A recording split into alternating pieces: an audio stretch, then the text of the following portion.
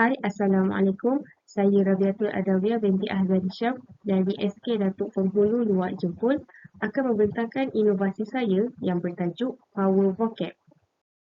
Ini merupakan biodata saya. Pertama sekali, saya akan menerangkan tentang ciri-ciri Power Vocab. Yang pertama, Power Vocab menggunakan perisian Microsoft PowerPoint kerana ianya mudah untuk didapati tanpa perlu muat turun aplikasi atau perisian yang lain. Yang kedua, gambar turut digunakan di dalam Power Vocab sebagai bahan rancangan. Yang ketiga, terdapat watak adiwira kegemaran kanak-kanak di Malaysia iaitu Bobo Boy dan rakannya Yaya. Yang keempat, Power Vocab merupakan satu kaedah pembelajaran berasaskan permainan. Yang kelima, penggunaan audio turut digunakan semasa pembentangan. Dan yang terakhir, maklumat tambahan juga diberikan kepada murid tentang pembendaraan kata yang diajar. Seterusnya, saya akan membentangkan tentang objektif Power Vocab. Yang pertama, Power Vocab bertujuan untuk membantu murid meningkatkan pengetahuan dalam perbendaraan kata bahasa Inggeris. Yang kedua, Power Vocab ingin membantu murid untuk memahami makna perbendaraan kata tersebut. Yang ketiga, Power Vocab ingin meningkatkan pengetahuan murid dalam sesuatu topik melalui maklumat tambahan di dalam slide. Yang keempat, melalui Power Vocab, murid dapat belajar melalui teknik didik hibur dan meningkatkan motivasi murid dalam pembelajaran. Isu atau masalah yang ditangani oleh Power Vocab. Yang pertama, murid yang lemah dalam memahami maksud sesuatu perbendaraan kata. Yang kedua, murid yang tidak mengetahui sebutan perbendaraan kata tersebut dengan betul. Dan yang ketiga, membantu murid yang kurang minat dalam mempelajari subjek bahasa Inggeris. Seterusnya, saya akan menceritakan tentang pelaksanaan Power Vocab dalam pembelajaran. Saya telah menjalankan pembelajaran Power Vocab kepada murid tahun 3 semasa tempoh PDPR tempoh hari iaitu pada bulan Mei hingga ke bulan Ogos. Yang pertama sekali, saya telah memilih satu kelas murid tahun 3 dan saya berikan ujian pra kepada semua murid dalam kelas tersebut. Terdapat 25 soalan di dalam ujian pra berkaitan perbendaraan kata bahasa Inggeris dan ujian pra tersebut saya berikan melalui aplikasi Quizizz. Kemudian, melalui hasil ujian pra, saya telah memilih 3 orang murid yang mendapat markah terendah untuk dijadikan sebagai responden inovasi Power Vocab saya. Dan yang terakhir sekali, saya telah menjalankan ujian pasca dengan menggunakan soalan yang sama seperti ujian pra. Jadi ini merupakan garis masa tentang pelaksanaan pembelajaran menggunakan Power Vocab. Jadi saya mulakan dengan ujian pra iaitu pada 24 Mei 2021 sebanyak 25 soalan dan saya berikan melalui aplikasi Quizizz.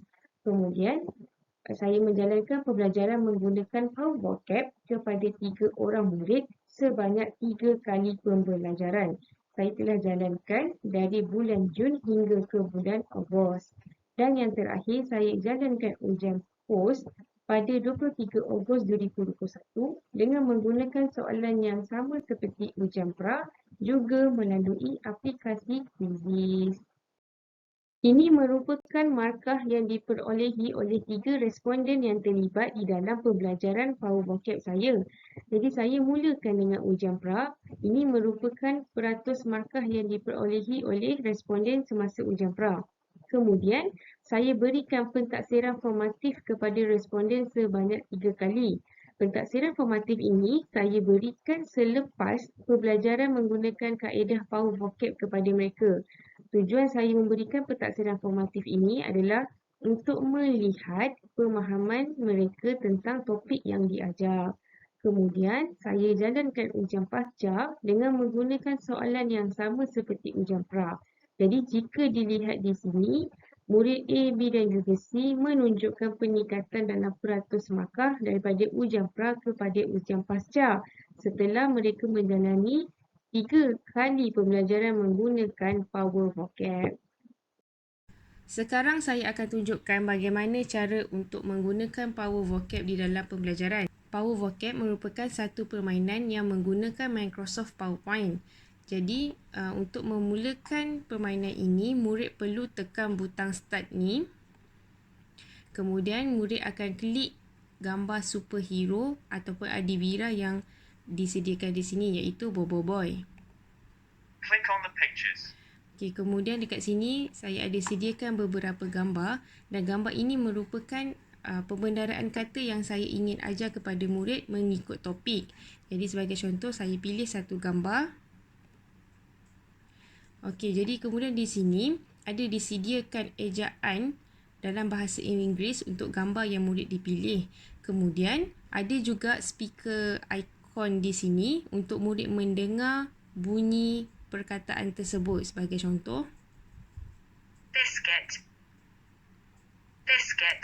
jadi selain itu juga saya ada sediakan maklumat tambahan tentang pembendaraan kata tersebut. Contohnya tentang biskut. Okey, jadi di sini ada info tambahan supaya murid dapat pengetahuan yang lebih tentang pembendaraan kata yang diajar. Jadi bila murid tekan back, murid boleh akan kembali semula ke gambar di sini. Jadi murid boleh tekan setiap gambar untuk mengetahui ejaan perkataan tersebut, sebutan dan juga info tambahan. Kemudian saya pergi ke section yang seterusnya. Jadi murid boleh tekan ikon Yaya. Now, we are going to learn about street food. Choose a country's flag. Jadi untuk section yang seterusnya, saya disediakan 4 gambar. Jadi 4 gambar bendera ini ada di dalam buku teks murid tahun 3. Jadi cuma saya tukarkan info tersebut di dalam bentuk permainan ini. Jadi sebagai contoh, saya tekan satu bendera. Noodles come from China. You can have noodles with meat and vegetables. You can also have them in soup. They're yummy. Jadi di sini ada menceritakan makanan yang berasal daripada negara China. Jadi ada info tambahan dan juga gambar makanan daripada negara China tersebut. Okey, jadi seterusnya murid boleh pilih bendera negara yang lain. Kemudian kita pergi ke section seterusnya.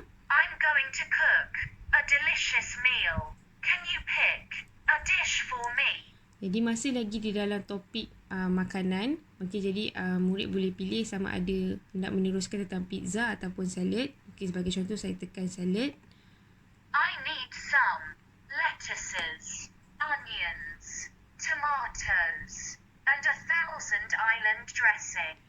They're so yummy. Jadi untuk section ni murid mempelajari bagaimana cara untuk membuat salad. Jadi ini adalah bahan makanan yang diperlukan untuk membuat salad. Okey, jadi kita pergi yang seterusnya. Pembelajaran Power Vocab diteruskan dengan latihan. Latihan ini saya berikan sebelum pentaksiran formatif supaya mereka dapat mengulang kaji. Jadi ini adalah arahan untuk murid memulakan latihan ini. Jadi sama juga murid perlu tekan butang start. Kemudian pilih superhero. Dan murid boleh mula untuk menjawab soalan latihan. Jadi soalan-soalan ini berdasarkan pembendaraan kata yang telah saya ajar sebelum ini. Jadi murid hanya perlu memilih jawapan yang betul. Andai kata murid pilih jawapan yang salah, murid boleh cuba lagi dan pilih jawapan yang betul. Kemudian teruskan kepada section yang kedua. Sama juga pilih superhero. Jadi untuk section B, saya berikan soalan berbentuk teka-teki. Jadi murid perlu pilih antara 4 jawapan ini yang mana satu jawapan yang betul. Jadi anda kata kalau murid keliru dengan jawapan yang betul, jadi murid boleh pilih tekan adiwira ini untuk dapatkan clue. The food that looks like kebab has 8 letters. Jadi peranan Yaya di sini bukanlah sekadar untuk menghiasi slide, tapi sebagai pembantu untuk memberikan clue supaya murid tahu untuk jawab soalan yang diberikan. Jadi berdasarkan clue yang diberikan, murid akan pilih jawapan yang betul. Kemudian kita teruskan dengan section yang seterusnya. Sama juga kita pilih Bobo Boy. Jadi sama seperti Yaya tadi, untuk menjawab soalan ini, Bobo Boy juga akan membantu murid untuk memberikan clue. I'm sure I saw some sausages. Jadi berdasarkan clue yang diberikan oleh Bobo Boy, murid akan pilih jawapan yang betul. Jadi itu sahaja pembelajaran menggunakan power vocab daripada saya. Sekian, terima kasih.